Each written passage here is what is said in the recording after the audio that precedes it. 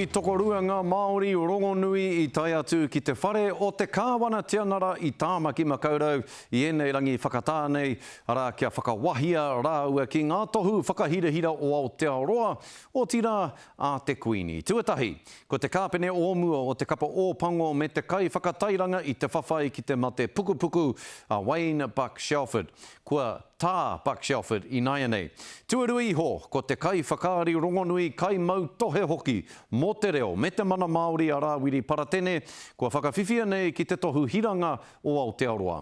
Hei tā Tāroe Black e ngā kaupupuhi ana te tokorua nei ki o rāua whakapapa Māori e whakarangatira ana I a rāua. He whakamana I te whakapapa Māori me te kōtimana. He tohu tā a Wayne Buck Shelford o te hirana o Aotearoa. I didn't expect it.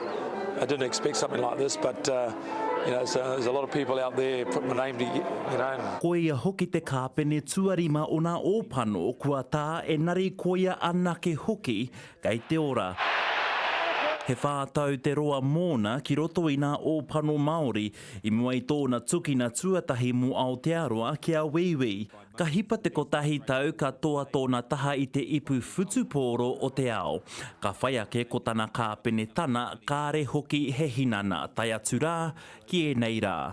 Nāna hoki tiki mai te tūtika kia whiti te rā ki runa I te haka o ka mate. The guys bought into it and back in 1985 and they started learning it properly and all of a sudden they started enjoying it. Mutu ana te whātau kua puta te inua o tā Buck. He kaiarahi mo te mate hinenaro, te mate haua me te kahurani o māhuru, he kaupapa mo te mate pukupuku repe tātea I nā hoki rā nō nā hoki tēnei hikoi.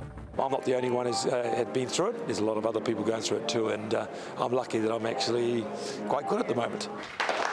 Mai aua hi koitana ki tēnei I ka āwhiro o te whakaari a Rāwiri Paratene, e pā kino tiana ki te mate rehu o Hotata. He hirana mo nā kaupapa Māori kiriata me te whare tapere mo te rima te kautau. Hello, Humpty. Ko ia te kai tohu Māori tuatahi puta mai I te kura whakaari o Aotearoa.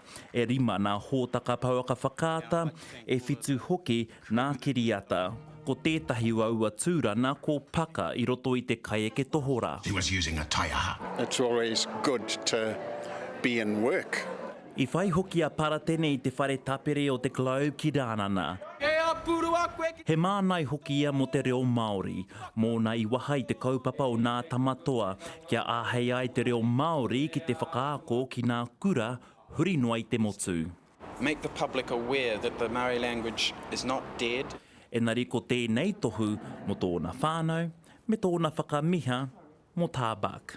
I was going to kneel, but those are just for when you're a knight. And then she said, maybe next year. Tāroe Black, te karere.